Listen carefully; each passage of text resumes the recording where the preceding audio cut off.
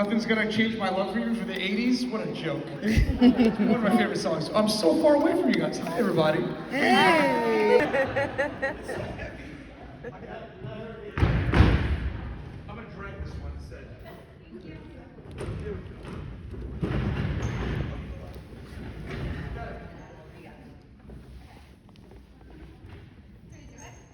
Hi, guys. Much better. Hi, everybody. Much better. How many of you have I met already today or yesterday? All right, very cool. How many of you did I show my license to? Or my ferret skydiving tattoo to? Well, welcome everybody. Thanks for joining and thanks for watching Impractical Jokers. Hello, Ed. Hi. Okay, so you mentioned your tattoo. So obviously we're here at a horror convention / tattoo festival. Any desire to get another tattoo? Yes. I might get another one. We'll see. My wife wants to get one, so we'll see. If she has her way, we'll get one tomorrow, if I have time. What are you guys gonna get? I can't say. Okay, I'll say. I'll try to phrase this in a PG way. She wants to have a tattoo on both of her fingers, where on one finger, separately it means nothing, but when you put it together, it looks like a part of a male body. I'll leave it at that. Got it. Got it. So she has something, I have something else there. It means nothing separately. Put it together is like Transformers. Right. Aww. Transforming fingers. Yeah. Perfect. Well, thank you so much for being here. And I think it's really cool that, we're at a horror convention, and I think it's so neat that you write these incredible horror books. So I wanted to know, what drew you to the genre? Has anybody read any of my books in the crowd? Jesus Christ. I wrote it in 2004, but it wasn't on TV. I didn't know anybody wasn't famous. It's a sci-fi thriller. I spent a year of my life writing it, and at the end of the year, I just naively thought you could send it to publishers and they would buy it. It don't work like that. And it sat on my computer for 15 years until, obviously now we're on Jokers for a decade. And I sent, 4 years ago, I sent that same book into HarperCollins. Not a single word changed. They immediately bought the trilogy, and the first book hit #1 on the international bestseller list. So all those publishers 15 years ago, they can all suck it as Jokers. Yeah! Yeah, and then so that was a trilogy, a sci-fi horror trilogy. And then I wrote Don't Move last year, came out, which is a horror set in the woods of West Virginia. 2-3 weeks ago, The Stowaway just came out, which is about a serial killer on a cruise ship, which is great fun. It's a mystery.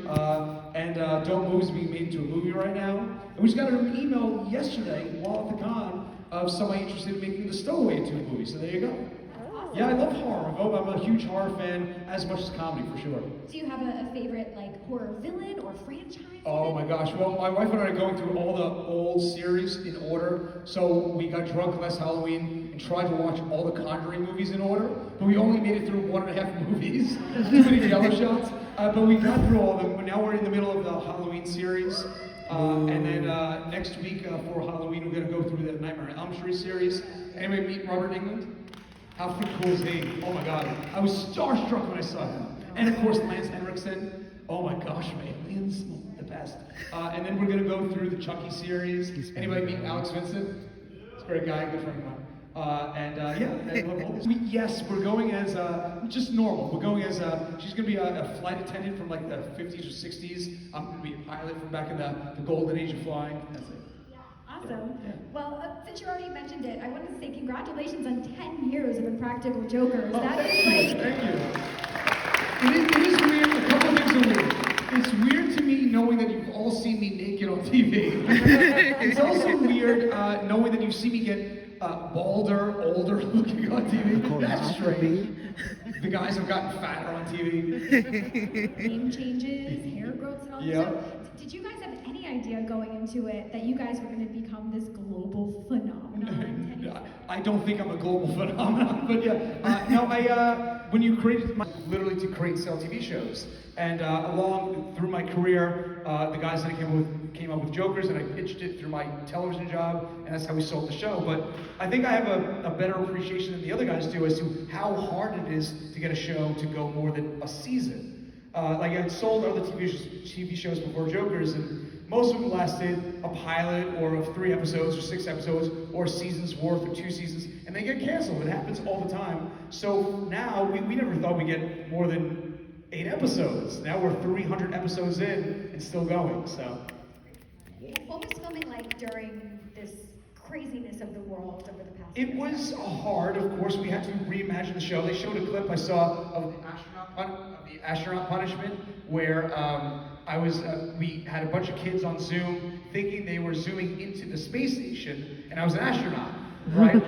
But it's not. It's just that they constructed like a capsule on a space station, and I'm rigged onto it, and the camera is rigged to rotate with me. So it looks like I'm upside down, but I'm not because gravity's working the opposite way. It's just me upside down with spaghetti falling on my face. And we got the kids. No, I think the challenge has been for us to constantly reinvent the show. And this was just another hurdle to overcome. So we had to change the show a lot to be safe and COVID friendly. We did a lot of inventive challenges, like one of us is up on a balcony, and there's people building furniture down low outdoors, like stuff like that we would do in normal times, but now they're COVID friendly. So we were able to film a lot during COVID. We just finished filming for, I think back in, over the summer, and we started season 10 next year. Awesome. So you mentioned, I love the NASA one. Is there like a moment after you film these things that you have the opportunity to tell people like, hey, you were on the show, or is that mostly part of the production element? Both. We call it releasing the mark. You have to get them to sign the release form. I like doing that. I like seeing people's reactions when they find out they were on TV. But we do have a team of people that do it professionally. And I think it's great fun. The weird thing though is that there are sometimes people that are fans of the show that don't recognize one of us. And one guy even said, you guys remind me of those guys from Impractical Jokers. And I was like, dude, you're on Impractical Jokers right now. Because if you see one of us in nature, you don't think we're famous. You see, my table's right next to Ryan Hurst from Sons of Anarchy, you know? He looks like he's famous. I look like I'm your pharmacist, you know? He looks familiar. Is my prescription ready? That's what I look like, you know? That's great. And in addition to Practical Jokers, of course, Misery Index is such a fun show. Oh, thanks. It's a great show.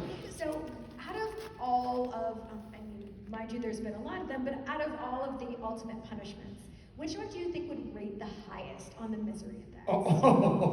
I mean, skydiving? I could have died. I went cry diving. Also, I mean, this is G-rated. I'm not going to show anything to just my thigh. Woo! Where am I supposed to look?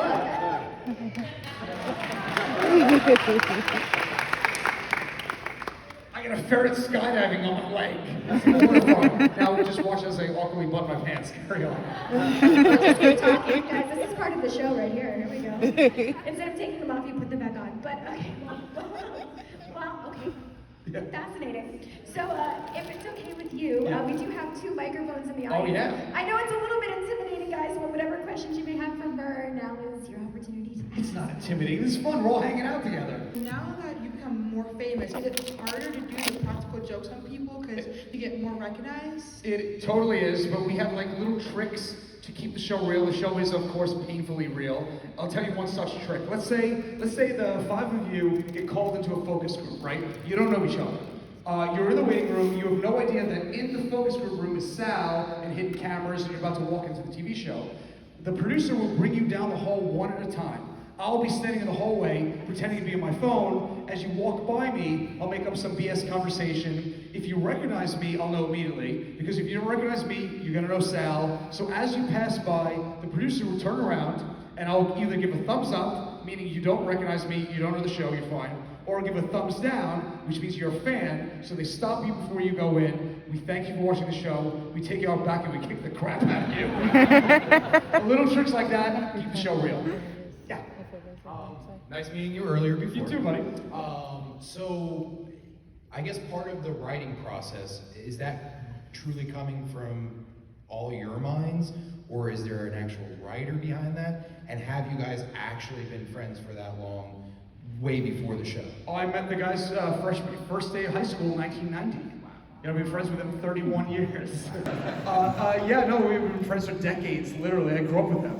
The show is, of course, ostensibly an improv show. We're making things up as we go, and we have no idea how people are going to react. So no matter how many jokes we can think about or plan, or what we can do in advance is create the challenges. You know, what is the construct? What is that we have to work within? And then we can write ideas for, you know, but ultimately, if a guy with a big bushy mustache walks in, when you make Q say, hey, mustache, it's just spontaneous, you know? But we do have, as the show has grown, we have a team of friends that are writers that come up with, pitch us challenge ideas.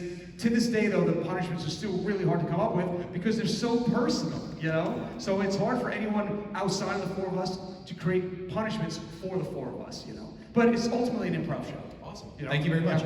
Hi. Hi, big fan. Your show got us through the pandemic, by the way. Oh, thank you. So, and on YouTube, we love it.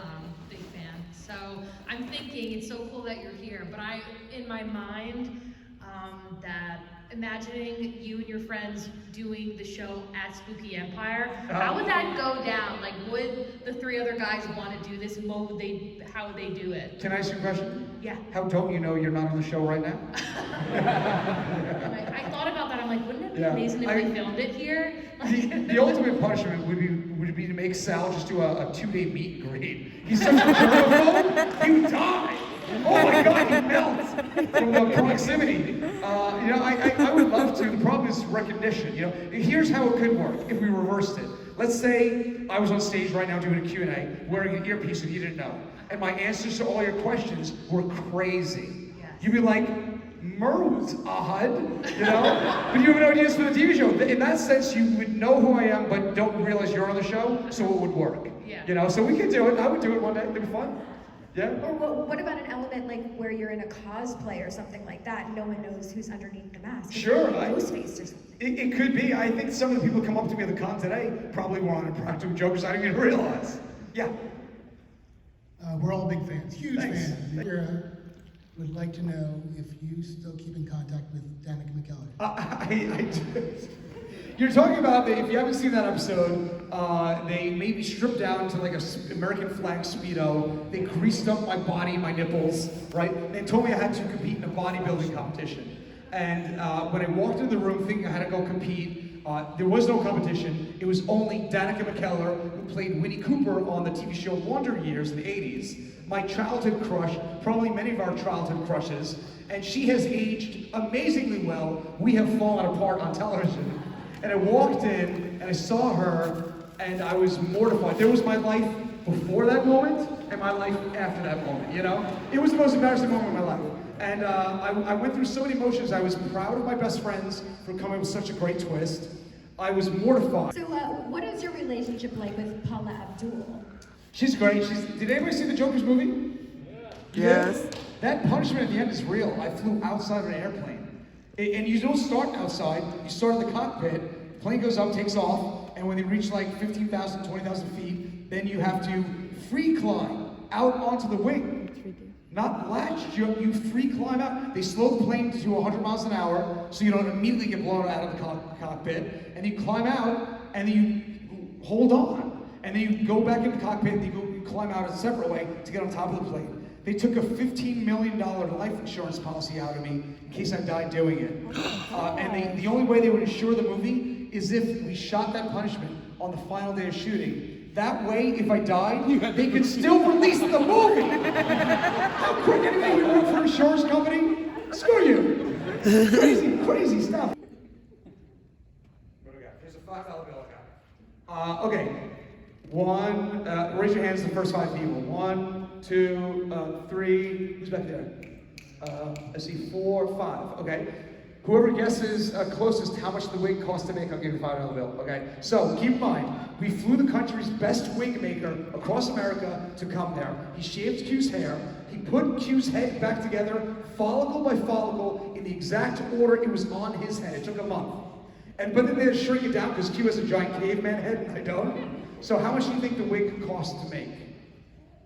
Yeah?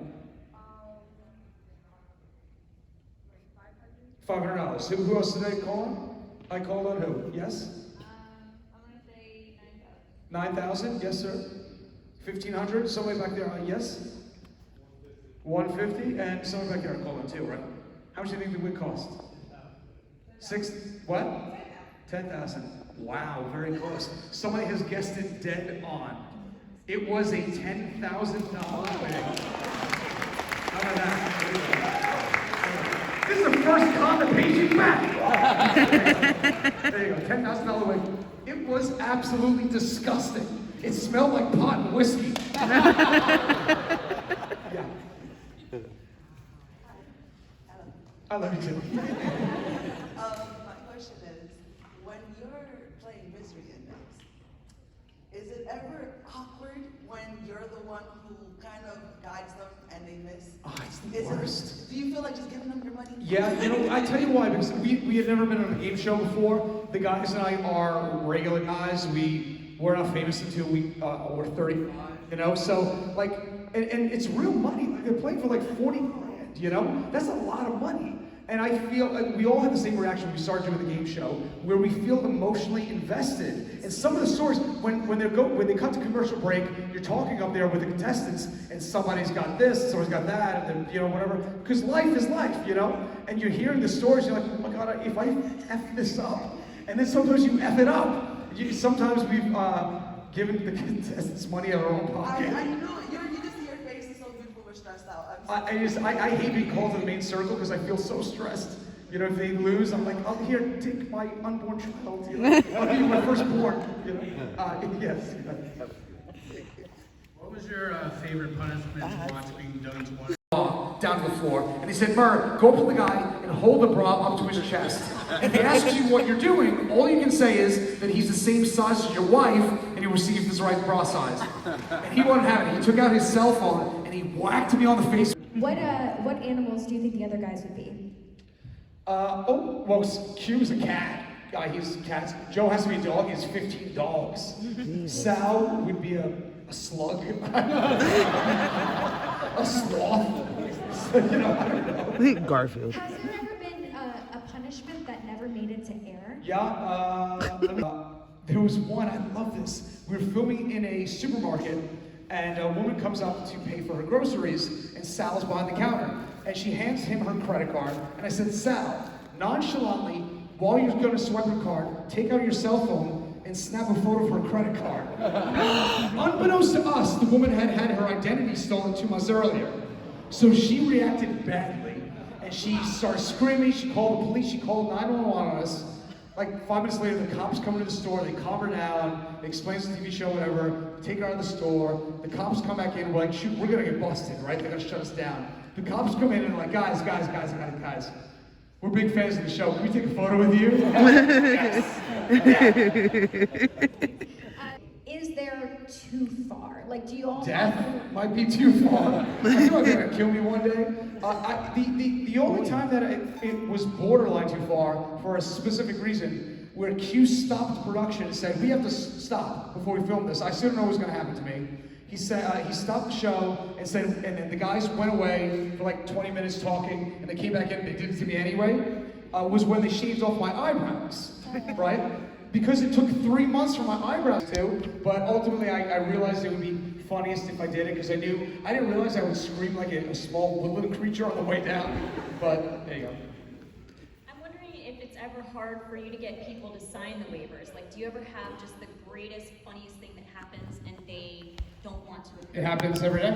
It's part of this unfortunate part of the job. Because remember, if you know the show, you can't be on the show. So even now, 300 episodes in, we're still trying to talk people into being on TV that have never heard of the TV show.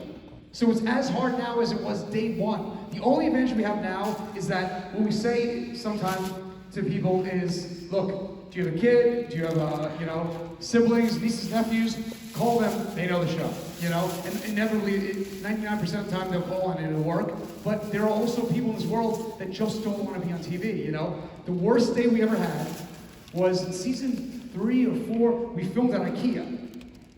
And we were having a terrible time releasing people shopping for furniture, and here's why. Unbeknownst to us, a couple different guys would pull us aside, and they wouldn't sign the release, and we say, why? Why don't you want to be on TV? And they say, look, I get what you're doing, it's very funny, but I can't be on TV. My girlfriend and I can't be on TV. And we said, why? He goes, well, because that's not my wife. Oh. They were shopping for furniture with their their side piece, while their other was not there. It happened 6 times at IKEA. Are you kidding me? If you're cheating, go to IKEA. I couldn't believe it was the worst day of releasing ever. Yeah. Yes. So, the skydiving Yeah. or the public colonoscopy? The public colonoscopy? Whichever one that you was doing, which one would you do again? I didn't have a choice. I've had the colonoscopy like 4 times on TV. What's not on TV is that guy, Dr. Frank, who is a doctor, is my friend Frank, who I've been friends with for 20 years, long before the TV show. So when he walked in that first day, I'm like, Frank? There's like Dr. Frank? I was like, God damn it. It was, yeah, so it's mortifying. I would still take the prostate exam over skydiving. Nobody's died from a prostate exam, you know what I'm saying? Yeah. It's important too. Yeah, it is important. I'm good for the next 40 years. I don't need a prostate exam. Hey, huge fan, Thanks, buddy. Although now I'm from Tampa, the fan, not so much. All right. But my favorite parts of the show is when all of a sudden in the middle of challenge you guys go, well, and it becomes the instant punishment. How spontaneous is that? I mean, is that preloaded or? The backstory of, well, is this. So season 1, a very different show. We had a tiny little budget, nobody knew who we were. When you start a TV show, you're constantly getting second guessed by the network and you have oversight from everybody. Everybody's got an opinion, right? And our executive from the network at the time, lovely guy, we'd be in the edit bay cutting the show, and I was heavily involved in the edit. I would sometimes sleep overnight in the edit bay working on the show, right? Because season 1 is so critical for a TV show. And we'd be in there in the edit bay, and if I liked a joke and he didn't like a joke, he would go, well, let's put a pin in that one, right? And he'd cut it. And I'm like, God damn, it's great stuff. And so it became a running joke that he would always go, well, so as a little F you, we started doing that in the show when he got fired. And it's a little inside joke of the show where it's a little shout out to that guy. Is it spontaneous? No. We have secretly planned when it's going to be a reversal like that, you know? Yeah. What do you want to do now? You know, it's something that you're super scared of. Yeah. You want to admit to us now that you've never admitted to them before. So we can, in the future, as everybody in the audience, look back and say, hey, that was the one at Spooky Empire that he told us he was scared of. Why would I tell you my deepest, darkest secrets, you crazy son of a gun? Why? They're gonna use it against me. She's videotaping this. No way. Did you hear what I did? No chance in hell. I'm afraid of everything now. If I pick up a new hobby, they're gonna use it against me. It took me months. I'm happily married, of course, now. I wasn't sure whether it was real or not for a long time. She fell in love with me. I couldn't believe it. It's a no. Definite no. I'm afraid to tell them anything. When I first started publishing books, I'm like, shoot, they're gonna use it against me, you know? Yeah, no, I'm not telling you it works. I'll tell you, how about this? I'll tell you an idea that none of us have the nerve to do on TV. This is a challenge you'll never see on TV. The idea is this. The loser of the episode has to, we call the punishment, speak now or forever hold your peace. The loser has to go to a stranger's wedding, and when they say speak now or forever hold your peace, he's got to stand up, object to the wedding, go into detail why he objects, realize he's at the wrong wedding, apologize and leave. That would be awesome. There you go. What is the best, or what's your favorite punishment that you have come up with? Of course, all the shows. Interesting. You know, it was my idea to do, and it was my own punishment. It was my idea to stand in front of a room of 500 people at a tech conference and have a microphone with helium on one side and sulfur hexafluoride on the other. And it took me 2 years to get the punishment off the ground. We wanted to do it on the cruise ship episode, but they wouldn't let us bring the helium tank and the sulfur tank on the boat. And no one believed it would work. And our amazing prop manager built this contraption. He had 2 tubes, it went under the mic, and he wired it all together so the audience couldn't see that I was secretly on the floor hitting 2 different buttons. One had helium, the other sulfur hexafluoride, which makes your voice sound like Darth Vader, you know? And my voice was going up and down as I'm delivering the speech. I didn't know what the speech was. The guys wrote it, and that was all improv. But the idea of that was mine. I'm very proud of that. Yeah. So before we do start wrapping it up, I wanted to know, is there a chance of another cruise? No. I don't know, maybe one day, but I think we were literally like the last boat to get out of Florida and get back in. Murr.